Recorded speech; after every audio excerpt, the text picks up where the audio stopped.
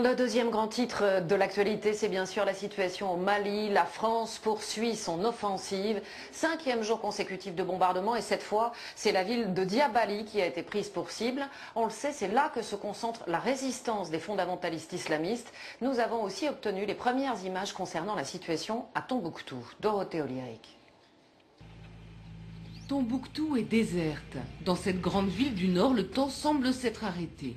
Elle n'a pas été bombardée, mais l'inquiétude est là. Notre équipe a pu, et c'est très rare, rencontrer quelques habitants. Beaucoup sont terrés chez eux. La population a tellement peur parce qu'on ne sait pas ce qui va passer. C'est tout ce que je peux dire. Okay. Par rapport aux affrontements qui sont en train de faire au nord du Mali.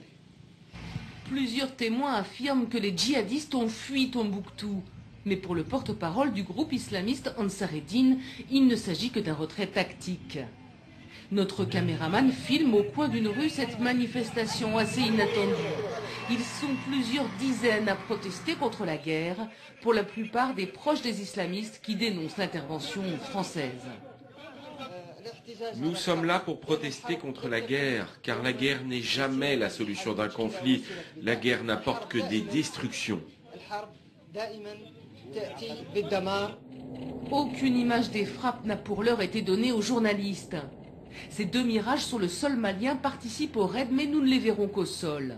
La nuit dernière, c'est la petite commune de Diabali qui a été bombardée par les avions de chasse français. Elle avait été prise hier par les combattants islamistes. Les militaires maliens bloquent désormais l'accès à quelques dizaines de kilomètres de Diabali.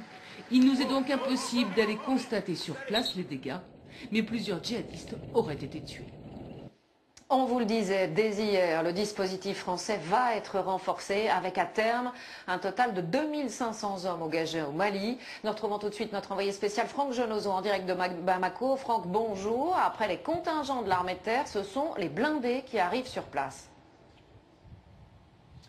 Oui, nous avons constaté ce matin la présence d'une trentaine de véhicules blindés arrivés dans la nuit depuis Abidjan en Côte d'Ivoire. Il y a des véhicules blindés de transport de troupes, mais aussi des chars d'assaut. Et puis nous avons également vu deux avions de chasse Mirage F1 qui sont désormais positionnés sur l'aéroport militaire. Les soldats français sont désormais près de 800 ici en attente à Bamako. Ils nous l'ont dit ce matin, ils sont prêts à faire route vers le Mali. Ils attendent un ordre qui pourrait être imminent de se mettre en route. Et puis dernière information, Élise, sachez que pour la première fois ce matin, nous avons constaté la présence de soldats britanniques sur l'aéroport militaire de Bamako. Une douzaine d'entre eux. Ce ne sont pas des troupes de combat, mais des hommes et des femmes qui devront venir en aide à l'armée française, notamment en les réapprovisionnant.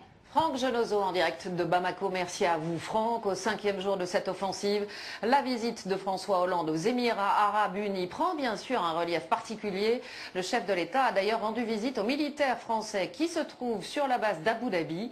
Il leur a demandé de se tenir prêts, un président qui endosse aussi le costume de chef des armées. Le reportage est signé Valérie Astruc, Jeff Wittenberg, Alain Dubas. François Hollande en costume de chef de guerre sur la base militaire française d'Abu Dhabi. Je respecte, Monsieur le Président. Vous avez en tête des éléments amis pour acquérir le renseignement et traiter des cibles à longue distance. Donc d'où leur tenue un peu particulière. Oui, on l'a remarqué. Ici, 700 hommes et 600 avions Rafale sont positionnés et mobilisables pour intervenir au Mali. L'occasion pour le président d'annoncer un renforcement des moyens de l'opération Serval. À terme, 2500 militaires français pourraient intervenir. Pour l'instant, nous sommes à 750 hommes et ça va encore augmenter pour qu'ensuite, le plus rapidement possible, nous puissions laisser la place aux Africains. Puis le président se fait présenter le matériel. Des moyens de détection et de désignation donc, performants qui nous permettent, avec ce désignateur notamment, de désigner des objectifs avec une précision métrique. Car François Hollande a en tête les frappes de cette nuit sur la ville de Diabali, avec un souci, ne pas toucher les populations civiles. Les matériels qui vous ont été montrés permettent justement au maître près de faire une frappe qui détruit les forces adverses, en l'occurrence terroristes, sans qu'il y ait une conséquence dommageable pour la population. Vient ensuite le volet diplomatique, rencontre avec les autorités des Émirats pour décrocher une aide logistique et financière. Rencontre aussi avec son homologue mauritanien qui a évoqué la participation de son pays à l'intervention au Mali. François Hollande ce matin se disait confiant sur la rapidité avec laquelle les terroristes seront neutralisés. Il est 13h19 à suivre dans ce journal les chiffres de l'INSEE sur la population française.